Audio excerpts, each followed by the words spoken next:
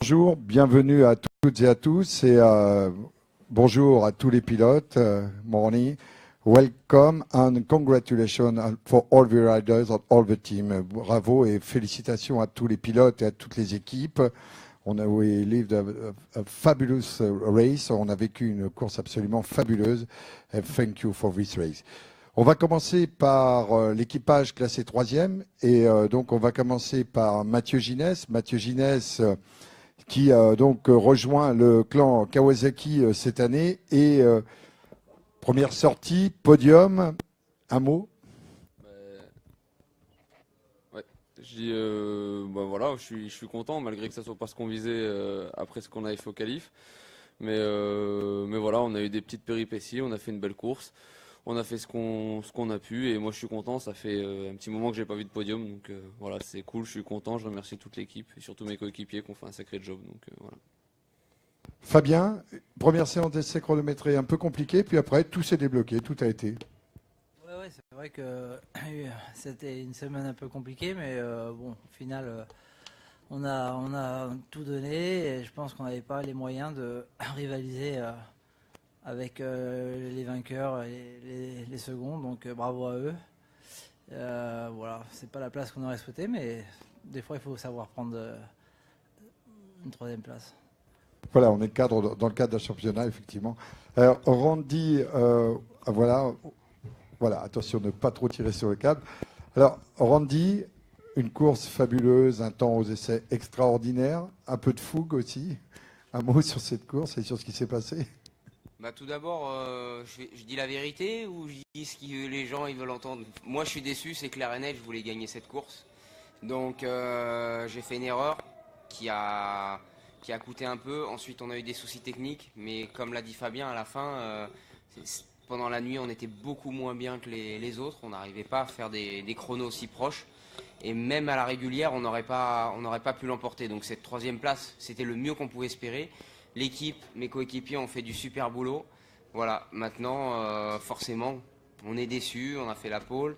Mais comme je l'avais dit vendredi, la pole, c'est une petite bataille. Et la guerre, c'était, elle a fini là, il y a 3/4 d'heure et on ne l'a pas gagnée. Donc, malheureusement, on ne participera pas aux autres courses. Mais on va participer au Boulder, qui sera déjà le nouveau championnat. Et là, j'espère vraiment qu'on va remporter cette course. L'an dernier, on avait fait une belle course.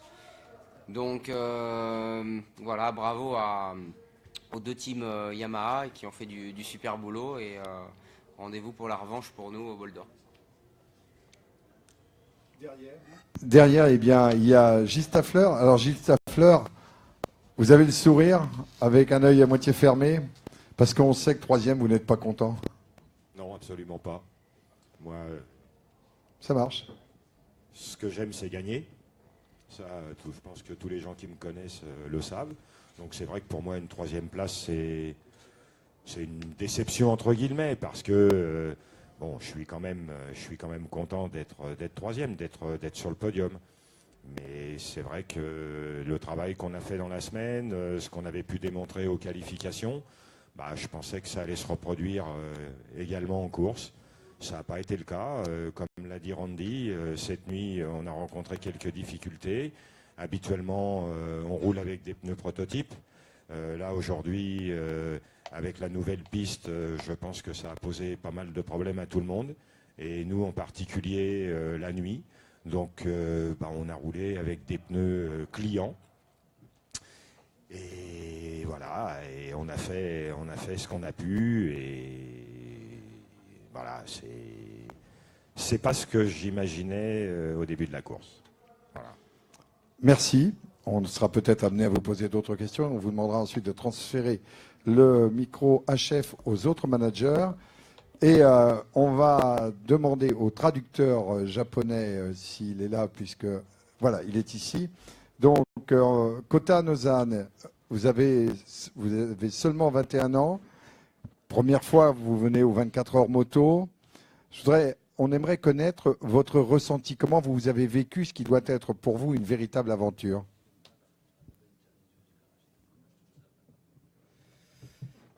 そうですね、すごく後半本当に辛くてですね、自分の体力不足というか、こんなにも辛いんだなと思いました。チームと、マービンとブロックには本当にすごく感謝しています。それがなければここにもいられないですし、でも次こそは絶対に優勝したいです。Je ne pensais pas que cette course allait être aussi difficile physiquement. Si mes teammates n'étaient pas aussi rapides, je pense que je n'aurais pas terminé sur le podium. Mais ceci dit, ça me motive davantage pour essayer de gagner une course identique de 24 heures dans l'avenir proche. Marvin Fritz, you are only 24 years old. It's the first time you come here, and the second row. Are you enjoying?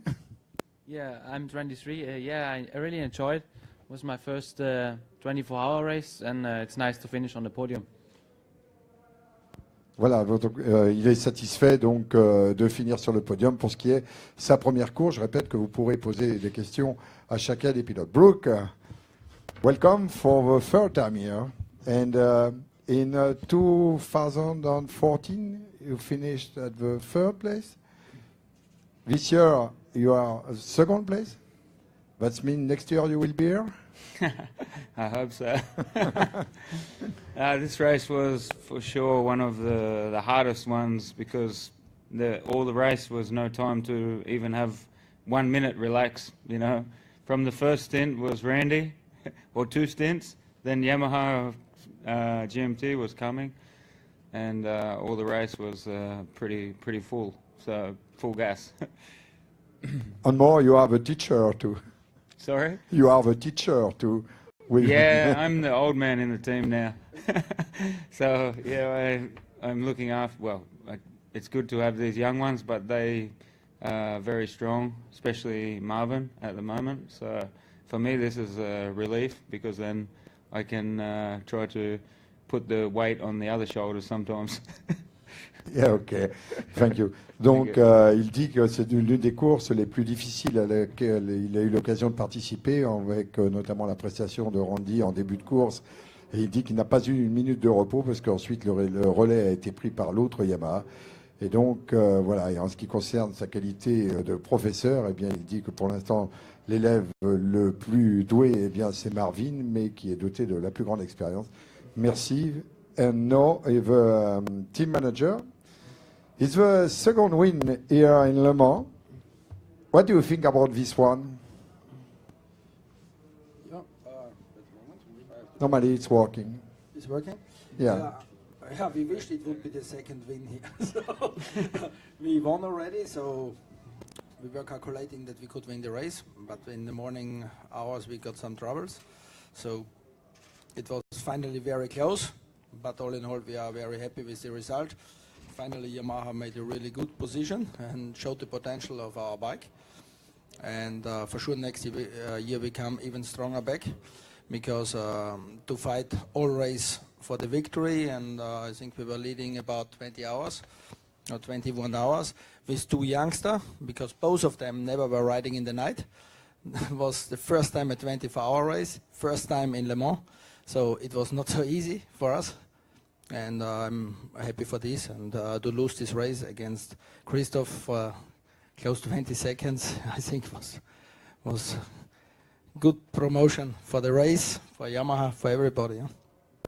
Voilà, donc il dit que c'est une très bonne. Bon, évidemment, il aurait préféré gagner, mais que c'est un excellent résultat pour Yamaha. Il dit aussi qu'il avait 2 très jeunes pilotes, enfin plus exactement des pilotes totalement débutants. Première course d'endurance, première course de 24 heures, première fois au Mans, ça représentait des handicaps qui se sont avérés insurmontables face à un team d'expérience comme celui de Christophe Guyot. Maintenant, eh bien, on va parler en français, on va parler en latin, puisqu'on va demander à Nicolo Canepa. Nicolo, vous intégrez l'équipe GMT 94, c'est fantastique, gagner une victoire en 24 heures moto. Ouais, c'est fantastique, c'était incroyable. Je suis désolé parce que j'ai fait toute la nuit, j'étais malade, j'ai vomi, c'était vraiment difficile pour moi. Et donc à 9h, j'ai demandé à Christophe de m'arrêter parce que je n'avais plus d'énergie pour terminer la course. Et après, David et Mike, ils ont fait un boulot incroyable. Et donc, je voudrais les remercier parce qu'ils ont fait un truc incroyable. Et par contre, je suis content parce que jusqu'à 9h, j'ai roulé vite. Je n'ai pas fait des erreurs. J'ai ramené la moto à chaque relais, donc c'était bien. Et je crois aussi que je suis le premier Italien à gagner la 24 heures du Mans, donc c'est très bien pour moi. Alors, je ne le crois pas, puisque je crois que Giorgio Bontempi avait remporté avec Jean Dorgex. Jean Dorgex et qui d'autre, je ne le sais plus. Je sais qu'il y avait, il y avait évidemment trois pilotes, mais et Terry Reimer, voilà, effectivement. Mais Giorgio Bontempi, donc vous êtes le second Italien à remporter cette course. Ça va, c'est bien. Bravo, bravo. Et excusez-moi pour mon français. Non, on voudrait tous parler italien comme vous parlez français. Bravo. Donc, parce qu'on va entendre pire dans quelques minutes, de quelqu'un qui est en France depuis plus longtemps que vous.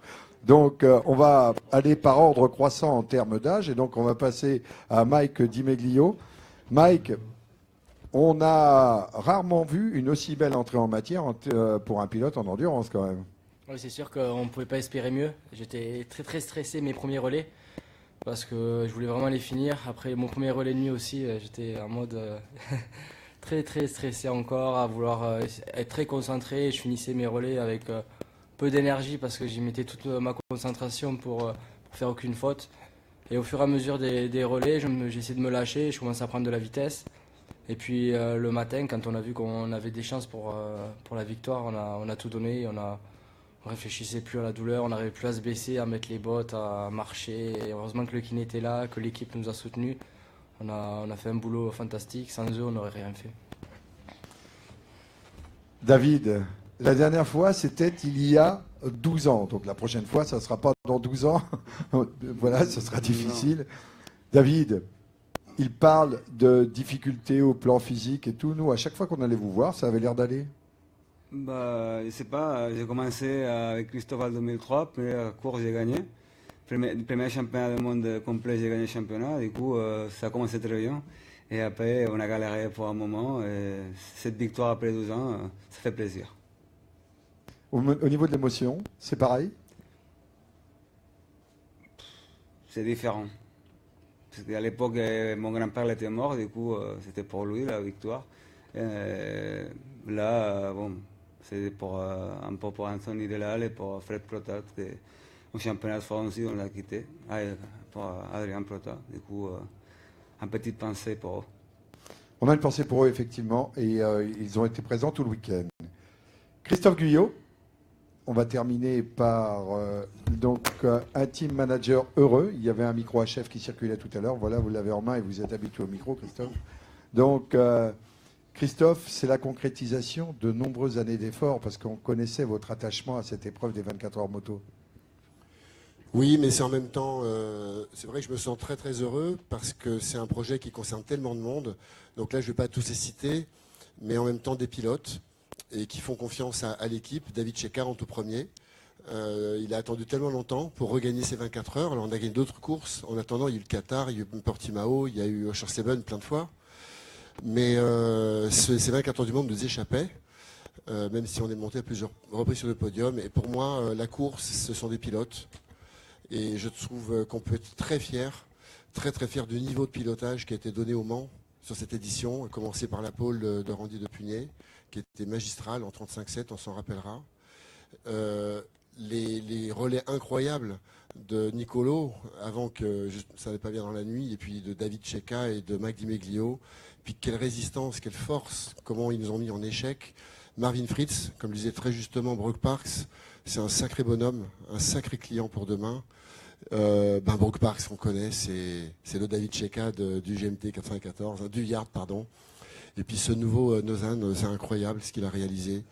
J'en suis...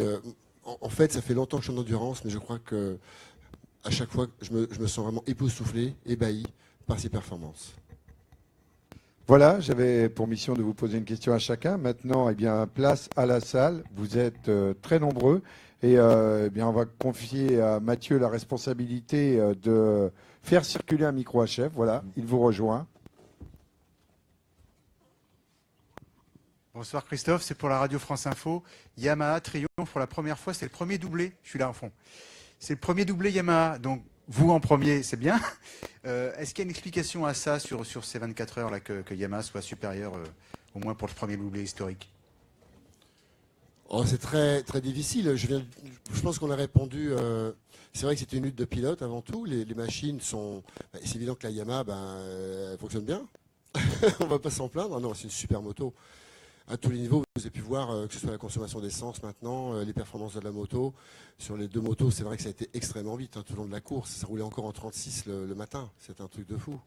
Donc c'est clair que la moto, les pneumatiques ont été au top, mais des deux côtés, je pense. En tout cas, on peut dire merci à Dunlop parce qu'on a eu des pneus, une gomme dure. Il a fallu s'adapter à cette piste très particulière parce que c'est une piste qui est qui a été très perturbante au début parce qu'elle ne consomme pas du tout de pneus avant et elle est très exigeante pour l'arrière. Elle provoque des mouvements.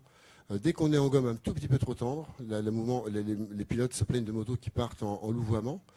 Et donc il faut mettre des gommes très dures, il faut s'adapter à ça. Et donc oui, je pense que notre Yamaha R1 était particulièrement équilibré. Puis le fait d'être deux teams, le fait qu'il y ait le Yacht, ça permet aussi, on est concurrents, mais on est amis, on peut se donner quelques infos. Et forcément, ça rend plus fort. Autre question?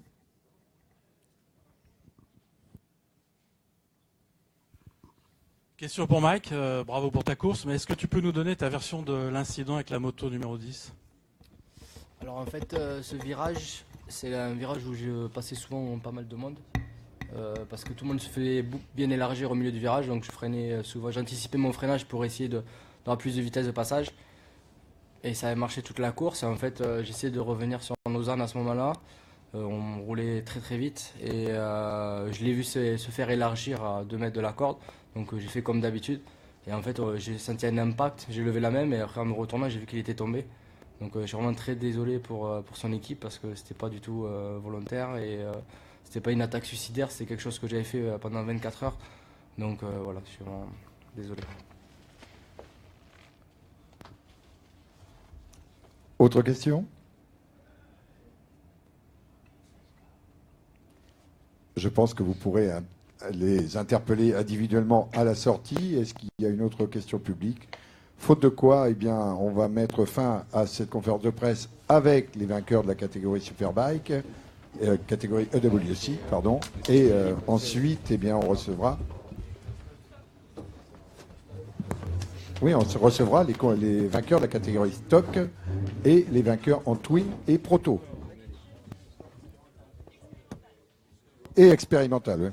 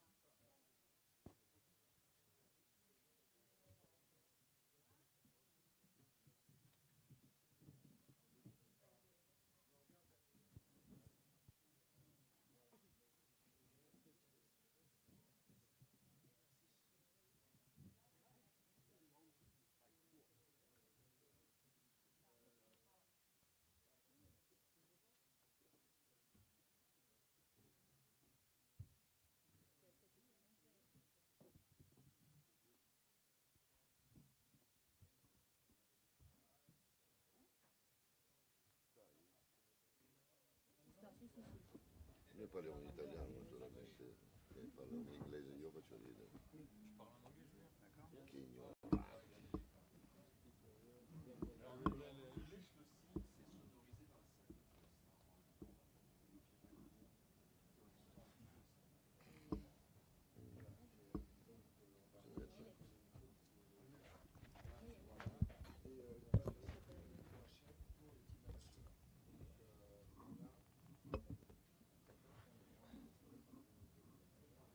Daniele traduci,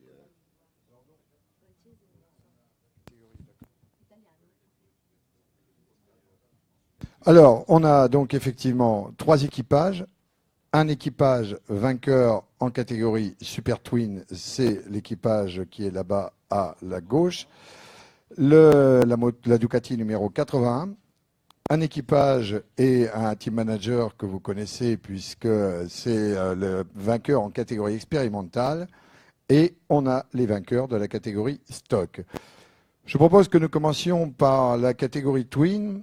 Et on va donc sur cette catégorie Twin, l'équipage a été reconstitué pour cette moto numéro 81, puisqu'ils s'étaient présentés avec 4 pilotes italiens et après les qualifications, pour différentes raisons, seul un d'entre eux a été qualifié. Et donc ils ont fait appel à 2 pilotes issus des séries qualificatives brassard vert. Donc pour la course, on avait sur cette moto Margot Vanham, Roberto Gelosa et Thomas Guilbault. Et donc, c'est Madame Alessia qui était la team manager. Alors, je voudrais déroger à la règle parce qu'il y avait déroger au protocole parce qu'il y a une particularité dans cet équipage. C'est parmi les 4 pilotes, il y avait Daniele Barbero qui est là. Et avant de commencer les questions pour les pilotes qui ont participé, je vais demander à Daniele de venir nous rejoindre. Voilà. Et Daniele, il a une particularité extrêmement visible puisqu'effectivement, il a été amputé de la jambe droite consécutivement à un accident de moto. Daniele, c'était votre première participation. Vous avez été un rayon de soleil dans vos commentaires avec cet accent extraordinaire. Dites-nous comment vous avez vécu cet événement qui était le premier. Vous avez 46 ans. Oui, bonjour à tous. Et pour moi et pour tout le team, pour mes amis, c'était une expérience incroyable et superbe. Pour moi surtout, ça a été important pour ma association et pour mes copains parce qu'on a trouvé la possibilité d'entrer dans une cirque mondiale comme personne disable pour envoyer un message qu'il est possible, il faut tout seul le faire. Non, il faut. Excusez-moi, je suis un peu émotionné. Oui, et il est difficile, il faut faire beaucoup de choses, mais il y a la possibilité de passer tous les obstacles qu'on a dans notre vie. Et pour nous, ça, c'est la chose la plus importante de tout. Merci. Alors, dites-nous juste comment vous avez qualifié les 5 jours que vous avez passés ici. Vous étiez où pendant 5 jours? Oui, nous, on était au fond de la boxe. Non, excusez-moi. Ah, oui, excusez-moi. Oui, non, pour nous, être un paradis. Moi, je disais ça parce que c'était une chose vraiment, vraiment incroyable. Et voir toute cette organisation courir avec des personnes spéciales que moi, je regarde toujours en télévision et je suis très, très, très passionné. Et pour moi, c'était le paradis. Oui, c'est vrai, le paradis. Parfait. J'adore la musique. Merci de nous en avoir offert pendant ces 2 minutes. Merci Daniele, bravo à vous. Voilà.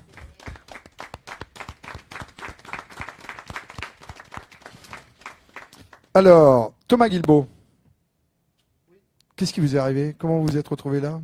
Je suis venu avec l'équipage 86, en 4e pilote, du coup, voilà, qualifié. Donc, j'ai cherché un guidon, j'étais auprès du team Ducati. Et du coup, voilà, ça s'est fait rapidement et on a pris la moto. J'ai appris à connaître la moto le samedi pour mon premier relais en fait. Donc très compliqué. Pas de warm-up pour moi et ni pour Margot d'ailleurs. Donc très compliqué pour ce premier relais. Roberto Gelosa, vous parlez français? Non. Non, je ne parle pas italien. On va demander à un interprète. Traduce. English, why not? Okay. Do you speak English?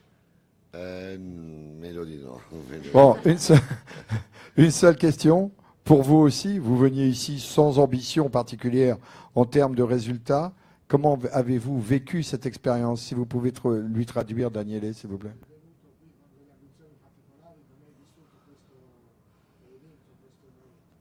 Allora, abbiamo sofferto tantissimo nelle prove. Marco Passarelli, che ha avuto un brutto incidente, non ha potuto correre per la mano, Daniele che ha avuto i problemi con la moto, quindi era tutto un team italiano che poi si è portato 2 francesi. E chiaro, Jacopo Zizza era uno dei piloti. Ci siamo ritrovati bene, è stato un buon connubio tra l'Italia e la Francia. La gara è una cosa, era il mio sogno di bambino, per cui essere qui e parlare con voi e aver vinto questa categoria è un sogno. Vorrei ringraziare tutti i miei ragazzi che hanno sofferto, perché ce n'è successe di tutte, e in particolare Davide, Silvio, Daniele. Ora potrei dimenticarmi i nomi, ma loro sono veramente stati il successo di questa operazione. Ça va être long à traduire. On comprend l'essentiel. Vous pouvez donc traduire en français, s'il vous plaît. Il a dit que ce week-end, sa semaine, il est passé avec beaucoup de problèmes parce que moi, je ne me suis pas qualifié parce que la moto n'était pas prête, n'était pas bonne. Et Roberto, il est tombé dans les essais libres, il s'est cassé une main et il n'a pas pu conduire la moto. Lui était très content parce que cet événement est arrivé comme ça, non? Il est venu sur place et il veut donner un salut et ringraziare ses mécaniciens et toute l'équipe de le team parce qu'ils ont travaillé beaucoup, surtout des nuits, des jours pour mettre la moto en place pour aller dans la piste. Voilà, merci. Margot, vous n'étiez venue ici, vous étiez venue ici pour courir, mais pour participer aux 24 heures moto et surtout pour prendre du plaisir. Je crois que vous avez été comblé. Oui, ouais, en plus il y avait la Women's Cup, donc j'ai pas arrêté entre les essais des 24 avec les filles, le Girls Racing Team, la 19, où j'étais 4e pilote, plus les essais de la Women's Cup, et voilà, 2 podiums du coup ce week-end, pas prévu du tout en tout cas dans l'équipe, dans le spécial team Ducati. Je suis ravie qu'ils aient fait appel à moi, en fait c'est Alicia qui est venue me chercher, voilà, c'est super. Voilà, des gens heureux. Alicia, vous ne parlez pas français? Non. A little bit of English, if it's A possible, lit- I won't speak in Italian. Okay. Please say what you want and I will ask you to do the translation then. Ciò che voglio è soprattutto lanciare un messaggio di equalità. Qu'est-ce qu'il veut dire qu'il veut lancer un message d'égalité pour tout? Perché Special Team ha nel suo nome la sua mission. Parce que pourquoi le Special Team, dans son nom, il a sa chose. Daniele Barbero è un ottimo pilota, una grande persona, secondariamente è un ragazzo disabile. Quello non importa. Pour eux, moi, je suis un bon pilote, une belle personne, et secondairement, je suis disable, comme ça, il ne compte pas pour eux. La nostra Margot è un grande pilota, una donna eccezionale, secondariamente è una persona di sesso diverso da questi qua. Il a retrouvé dans Margot un grand pilote veloce, et il a trouvé aussi une personne spéciale et une personne de l'altro sesso, femminile. Special Team è questo, è nato con questa mission. Special Team è vincente perché siamo onesti uno verso l'altro ed è un team che ha una lunga prospettiva. Special Team, il est né pour ça. Il est né pour, il a déjà gagné parce qu'il a trouvé une bonne, un futuro. Une bonne combinaison de personnes qui sont très serrées. Poi ovviamente grazie ai miei ragazzi, grazie a Jacopo, senza Merci. il quale non avremmo iniziato niente. Merci à tous les garçons, merci à Jacopo parce que c'est lui qui est parti avec l'idée de le team. Grazie. Cela méritait d'être dit. Bravo, ça a été bien dit. Merci, merci à vous. Ils seront là à la Proxima Agno. Hein, l'année prochaine, oui, voilà. Vous serez là. Oui, voilà. Allez, voilà. En ce qui concerne donc la catégorie expérimentale, une seule moto à l'arrivée, 2 au départ de la concurrence cette année. Et donc, la moto numéro 45, il y avait à son guidon Christophe Michel, Billy Cornu, Emmanuel Chéron. On va commencer par Emmanuel. On va s'approcher du micro. Emmanuel, c'est difficile de se battre alors qu'il n'y a pas d'adversaire direct. Quelles sont les ambitions? Où est-ce que vous trouvez la motivation? Je dirais que la motivation principale, c'est de prouver que notre moto peut aussi se battre contre des motos conventionnelles, on va dire, qui sont développées par des constructeurs japonais, européens. Donc nous, à savoir qu'on fabrique les motos nous-mêmes, on la développe nous-mêmes. Donc c'est toujours un plaisir de l'emmener à l'arrivée. Oui, le résultat ce que vous réussissez pratiquement à chaque fois. Bravo. Enfin, oui, même, plus ou moins bien, mais oui, c'est plus vrai ou moins que... bien. Oui, voilà, effectivement. Ouais, donc, il y avait également sur cette moto Billy Cornu, Billy qui va prendre le micro. Il y en a un là en face. Billy, je crois pour vous que c'était la première expérience sur la Métis, non? Non, j'avais déjà eu une expérience l'année dernière pour le bol d'or. Ah, pardonnez-moi. Donc ici au 24 heures moto, c'était la première fois. Oui, c'est la première. Alors, quand vous vous battez, vous avez vous roulez sur des motos classiques, traditionnelles. Oui. Quelle est la différence majeure au niveau du ressenti? Quand on y monte dessus, quand on la voit, c'est sûr que ça fait différent, mais quand on y monte dessus, il n'y a pas tant de différence que ça. Enfin, je n'ai pas trouvé après. Non, il n'y a pas trop de différence. Alors maintenant, Christophe Michel, un vieil habitué. Voilà. Trop vieux. Trop vieux, pourquoi? Fatigué à la fin?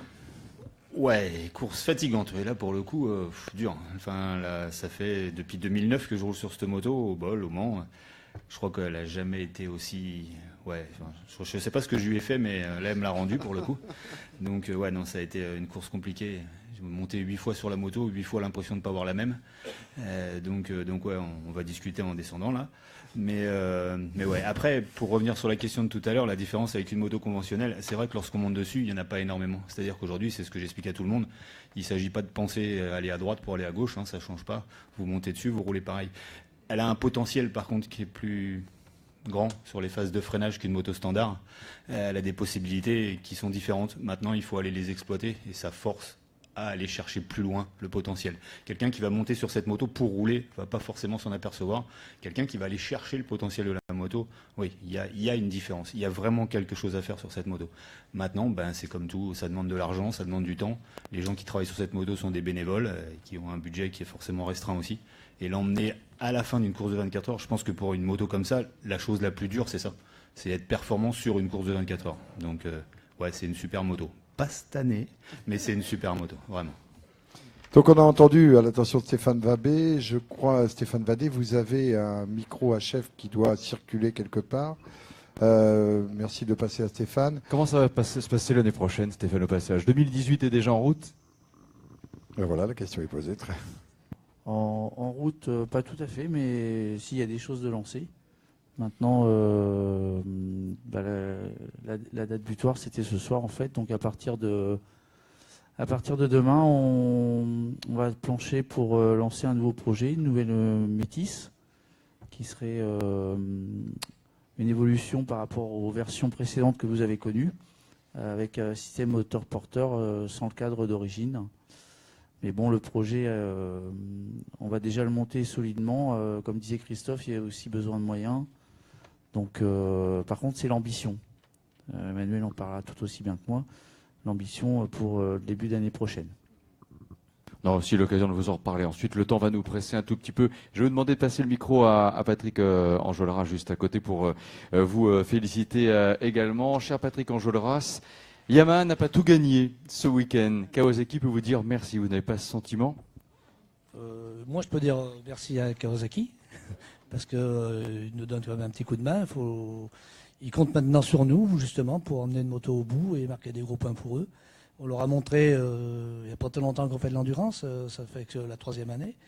Et on leur a montré, voilà, 2 ans qu'on sait faire des courses d'endurance, qu'on mène les motos au bout pratiquement chaque fois et marquer des points. Voilà. Qu'est-ce que vous espérez qu'il y ait comme suite après cette victoire? Vous-même, votre programme, c'est quoi? Et par rapport à Kawasaki aussi, ça fait 2 questions en une. Qu'espérez-vous?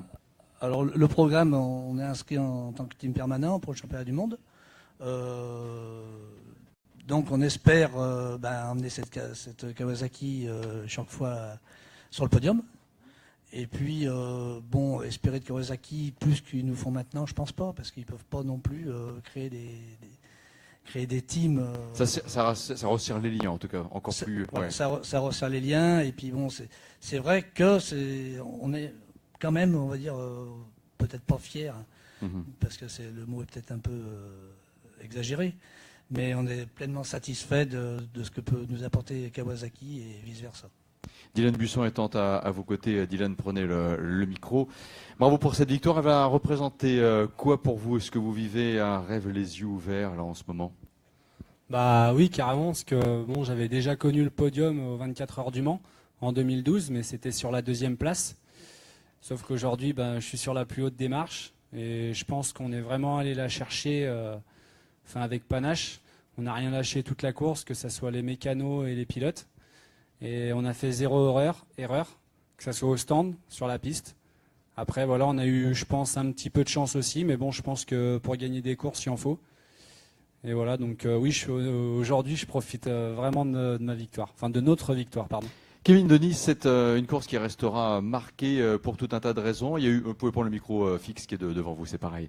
C'est une course qui a été marquée par beaucoup d'abandon. C'est aussi quelque chose qui va rester, je crois, dans l'histoire de cette course-là. Est-ce que vous l'avez trouvée particulièrement éprouvante? Parce que, sans vouloir faire le commentaire à votre place, il y a un niveau championnat du monde qui fait que le niveau de compétitivité est plus fort que jamais. Et puis en même temps, il y avait un tout nouveau revêtement sur lequel vous avez apparemment tous plus attaqué que jamais.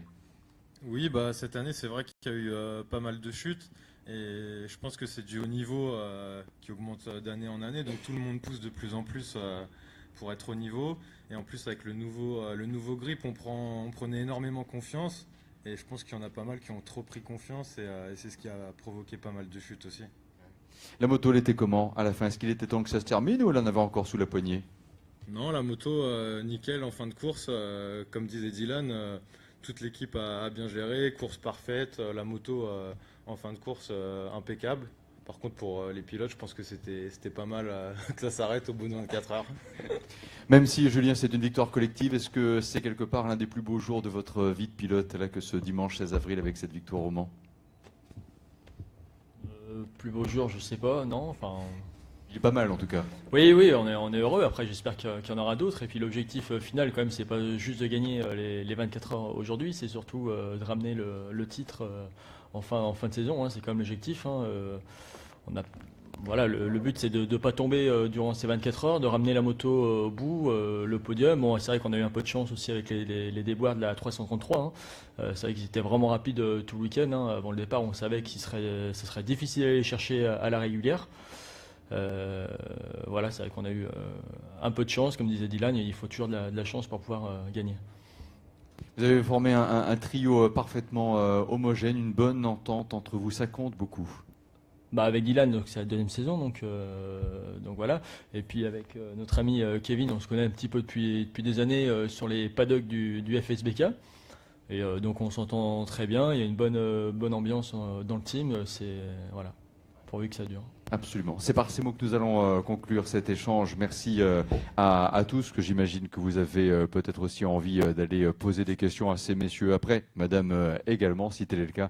Nous allons vous inviter à le faire à partir de maintenant. Merci de votre présence, merci de votre amabilité. Bravo encore, messieurs. Félicitations, parce que c'est vrai que le succès de ces 24 heures moto, vous y avez évidemment très grandement contribué. Et si vous le permettez, bien sûr, rendez-vous pour les prochaines épreuves, mais pour la 40e... le 40e anniversaire des 24 heures moto, c'est la 40e édition cette année, édition du 40e anniversaire en avril 2018. Merci encore.